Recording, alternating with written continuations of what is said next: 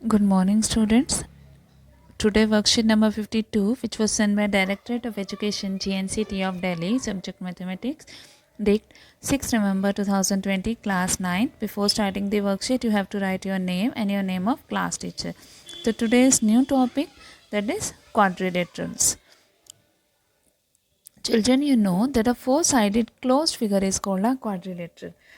Four-sided closed figure quadrilateral होती है. Quadrilateral means four-sided closed figure. हम खाली इतना नहीं करेंगे कि four-sided figure is quadrilateral, क्योंकि four-sided जैसे ये भी four-sided है. 1 2 3 4. क्या ये quadrilateral है? नहीं.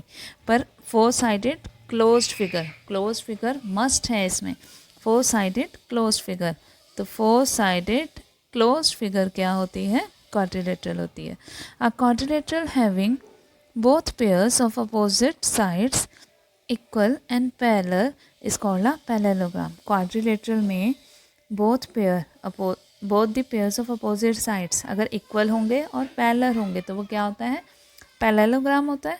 Let's understand the proof of a theorem about parallelogram. तो अब हम एक थ्योरम का प्रूफ समझते हैं जो कि इम्पॉर्टेंट है आप लोगों के लिए.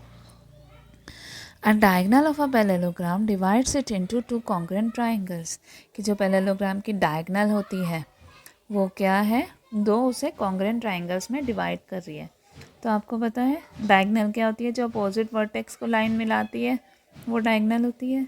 कि जैसे ये एक diagonal है AC, तो ये क्या कर रही है? ये दो triangle बन रहे हैं. ये दोनों क्या है? congruent है. हमें ये प्रूफ करना है. Let ABCD be a parallelogram and AC be a diagonal. अब हम प्रूफ करते हैं कि ABCD हमने एक पैरेललोग्राम ले लिया और AC क्या है? डायगनल है. Observe that the diagonal AC divides parallelogram ABCD into two triangles. अब AC क्या है? दो ट्राइंगल्स में डिवाइड कर रही है उसको. कौन कौन से हैं? एक ABC और CDA. We need to prove that these two triangles are congruent. हमें इन दोनों को congruent प्रूफ करना है. तो अब in triangle ABC and CDA क्या है? BC is parallel to AD and AC is a transversal. AC क्या है? ट्रांसवर्सल है ना, और ये लाइन्स पैरेलल हैं. तो so angle BCA means angle 6 किसके इक्वल होगा? एंगल DAC के, एंगल 5 के.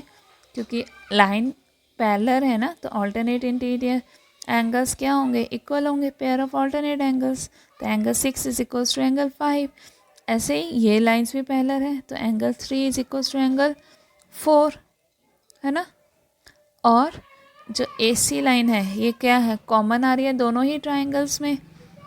AC इक्वल्स टू C एक कॉमन, तो दोनों ट्राइंगल्स क्या हो गए? कॉन्ग्रुएंट हो गए by ASA rule, angle side angle rule. याद है कॉन्ग्रुएंसी के रूल ना. तो बाय एंगल साइड एंगल दोनों क्या हैं? ट्राइंगल्स कॉन्ग्रुएंट हो गए. और diagonal AC divides parallelogram ABCD into two congruent triangles ABC and CDA. हम लिख सकते हैं कि पैरेललोग्राम की डायगनल क्या होती है? उसे दो कॉन्ग्रुएंट ट्राइंगल्स में डिवाइड कर देती है. Let us develop better understanding through an activity. Cut out a parallelogram from a sheet of paper. एक शीट ऑफ पेपर से हमने एक पैरेललोग्राम कट किया and cut it along a diagonal. अब उसको डायगनल से कट कर दो. ठीक है. You obtain two triangles. अब हमें टू ट्राइंगल्स मिल गए कि हमने एक पैरेललोग्राम बनाया शीट पर और उसको डायगनल से मीन्स यहाँ सेंटर से कट कर दिया. तो अब हमें दो ट्राइंगल्स मिल गए हैं.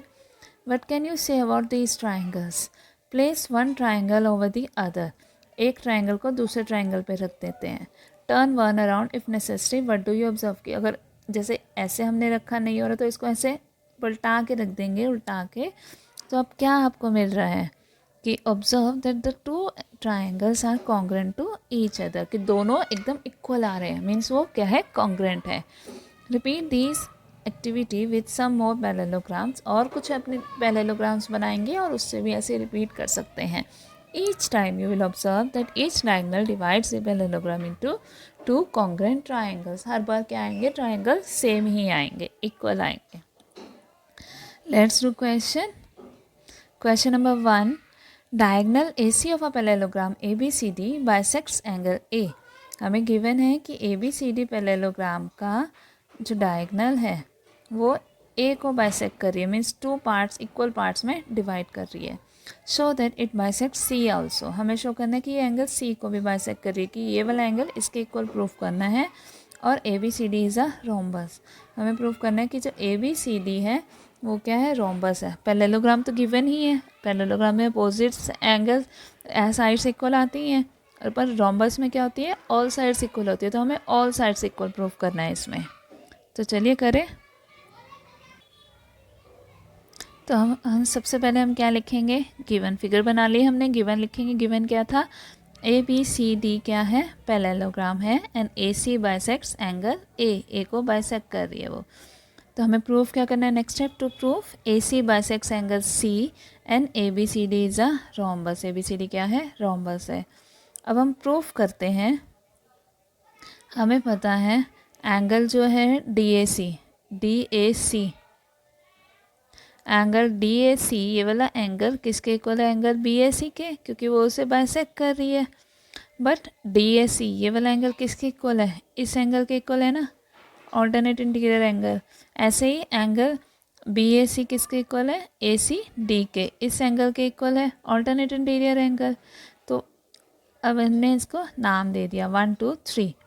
तो फ्रॉम 1 2 3 क्या आ जाएगा, DAC BAC के इक्वल है, DAC ACB के भी इक्वल है, और BAC ACD के इक्वल है। मीन्स हमारे पास क्या आ रहा है, ये दोनों एंगल इक्वल आ रहे हैं, ये दोनों आपस में इक्वल है, और ये इसके इक्वल है और ये इसके इक्वल। तो मीन्स ये दोनों इक्वल आ गए। ACB is equals to ACD, यही चीज़ हमने प्रूफ करनी थी ना। एंगल C वाले दोनों इक्वल आ रहे हैं, means AC also bisects angle C। ठीक, अब फ्रॉम 1 and 3, अगर सिर्फ 1 और 3 देखो तो BAC इसके इक्वल है, BAC DAC के इक्वल है, और BAC ACD के इक्वल है। मीन्स क्या आ रहा है, ये दोनों आपस में इक्वल है। Angle DAC is equals to ACD, DAC is equals to ACD। और यहाँ देखो फिगर में DAC और ACD कौन सा एंगल है, DAC ये और ACD ये वाला एंगल इसके इक्वल आ रहा है। तो अगर हम खाली इतना पार्ट देखो, ACD एक ट्राइंगल बन रहा है जिसमें ये दो एंगल्स इक्वल हैं। तो जब दो एंगल्स इक्वल है तो उनके अपोजिट साइड्स भी इक्वल होगी, AD equals to DC। Similarly हम इसमें भी कर सकते हैं। सिमिलरली अगर आप ये देखेंगे कि DAC BAC के इक्वल है, DAC ACB के भी इक्वल है, तो ये दोनों आपस में इक्वल हो रहे हैं। BAC is equals to ACB आ जाएगा, BAC is equals to ACB, और वो दोनों दूसरे वाले ट्राइंगल की साइड्स हैं। तो ऐसे उससे भी हमारे पास क्या आ गया, तो फर्स्ट वाले से हमारे पास आ रहा है DA इक्वल्स टू DC, और सेकंड से हमारे पास आ जाएगा BA इक्वल्स टू BC। और हमें पता है जब वो पैरेललोग्राम है तो अपोजिट साइड्स तो इक्वल है ही, और यहाँ पे हमारे पास एडजेसेंट साइड्स की साथ वाली साइड्स भी इक्वल हैं। अपोजिट साइड्स भी इक्वल है और साथ वाली साइड्स भी इक्वल है। तो क्या आ रहा है कि all four sides are equal, है ना, all four sides are equal to each other of this parallelogram, hence it is a rhombus। अगर पैरेललोग्राम की सारी साइड्स इक्वल होंगी तो वो क्या होगा, रोम्बस ही होगा। क्वेश्चन नंबर 2, क्वेश्चन नंबर 2 क्या है, prove that a diagonal of a parallelogram divides it into two congruent triangles using SSS congruency rule। जो भी हमने ऊपर थ्योरम पढ़ी वही है ये थ्योरम, बस उसमें हमने ASA लगाया था रूल, हम इसमें लगाएंगे SSS रूल से हमें करना है। तो चलिए करें। तो सेम करेंगे, एक हमने पैरेललोग्राम ड्रॉ कर लिया, ABCD, AC एक डायगोनल है। अब हमें गिवन क्या है, सबसे पहले गिवन लिखेंगे ABCD is a parallelogram and AC is a diagonal. हमें प्रूफ करना है ट्राइंगल ABC, ये वाला ट्राइंगल CDA के कॉन्ग्रुएंट है। तो बोथ ट्राइंगल्स में, दोनों ट्राइंगल्स में क्या है, ABC एंड CDA में AB इक्वल्स टू CD है, AB इक्वल्स टू CD है, अपोजिट साइड्स ऑफ पैरेललोग्राम, और CB इक्वल्स टू AD है ना, BC equals to DA, means हम वो लिख सकते हैं। और ये वाली साइड AC कॉमन है दोनों ट्राइंगल्स में। तो बाय SSS रूल से ये ट्राइंगल आराम से कॉन्ग्रुएंट हो गया। अब इन्हें अपनी नोटबुक में लिखेंगे। किसी को भी कोई भी प्रॉब्लम है तो वो पूछ सकता है।